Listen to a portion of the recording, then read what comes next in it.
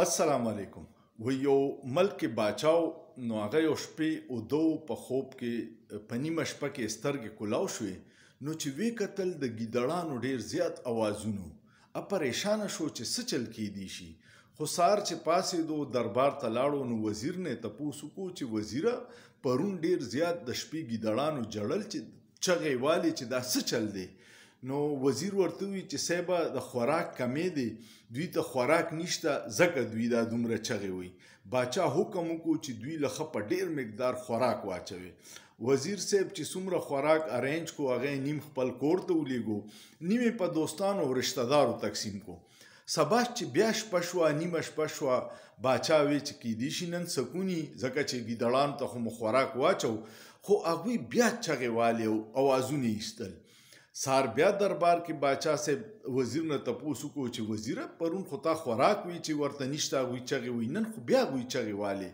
وزیر صاحب ورته وی باچا صاحب جمی موسم دی، یخني د هغوی سره د ګرمو کپړو او د بسترو څه بندوبست نشته ځکه چغې وی. باچا صاحب بیا حکم وکړو چې دوی له دغه ارینجمنټ وکړي. وزیر چې څومره سامان واغستو هغسې حسب معمول نیمې خپل کور ته ولیږو، نیمې رشتہ دارو یارانو دوستانو کې تقسیم کو. په درېیمه شپه بیا ګیدړانو چغې والي.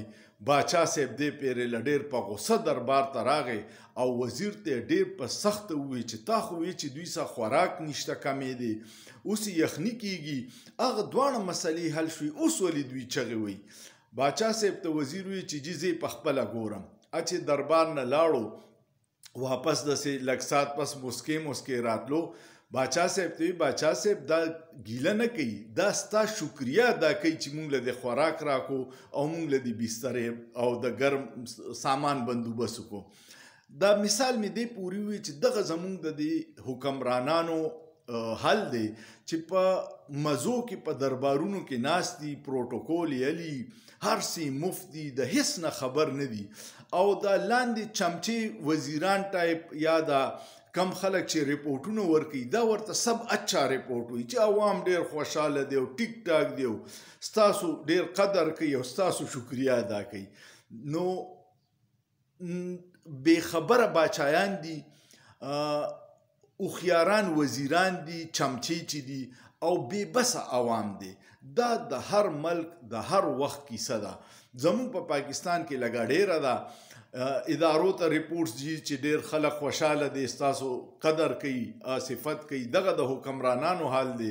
خو د عوامو په منځ کې چې ودرېږي نو بیا صورتحال بالکل جدای. ستاسو څه خیال دی؟ دا کیسه چې کومه ما وکړه دا زموږ د ملک باندې بالکل صحیح نه ده؟ کمنټ په لازمن وکړئ او سوچ وکړئ، په سوچ کې څه ګناه نشته.